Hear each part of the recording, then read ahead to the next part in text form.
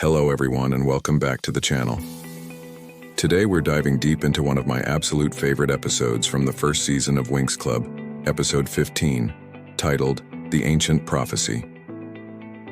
This is such a pivotal moment in the series, packed with mystery, action, and some major character development for Bloom. So let's get right into it. The episode kicks off with a surprise return that honestly gets me so excited every time I re-watch it. The original Daphne, Bloom's ethereal spirit sister, makes an appearance, but this time, she's not just a fleeting vision. She's here with a purpose, bringing crucial information that sets the entire plot in motion. Daphne reveals that to truly understand the power of the dragon flame and uncover the secrets of her past, Bloom must journey to Lake Rockaloose. It is a classic fantasy trope, the mysterious guide pointing our hero toward a fated destination, and Winx Club executes it perfectly.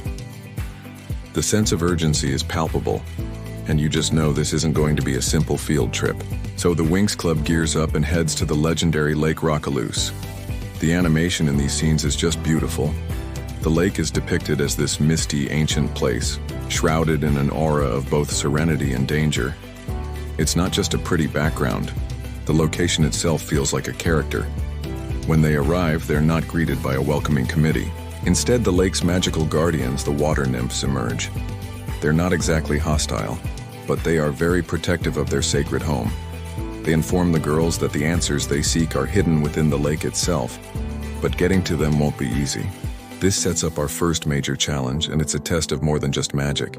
It's a test of their character and teamwork. The exploration of Lake Rockaloose is where the action really heats up. The girls transform and dive into the depths, but this is no ordinary swim. The lake is a labyrinth of magical challenges and surprising obstacles.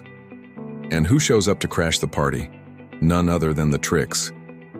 Icy, Darcy, and Stormy have been tailing them, of course, and they see this as the perfect opportunity to ambush the Winx and try to steal the dragon flame.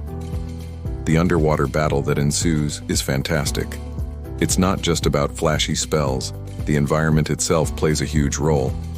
The Trix use the murky water and the confusing underwater landscape to their advantage, separating the girls and creating a real sense of peril.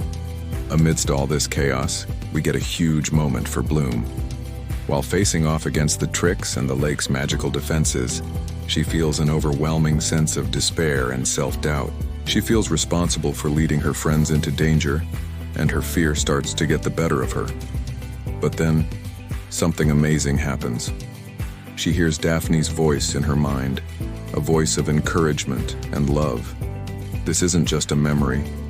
It's a deep, internal connection that gives her a surge of newfound confidence. This is such a powerful scene because it shows Bloom's growth. She's not just relying on instinct anymore.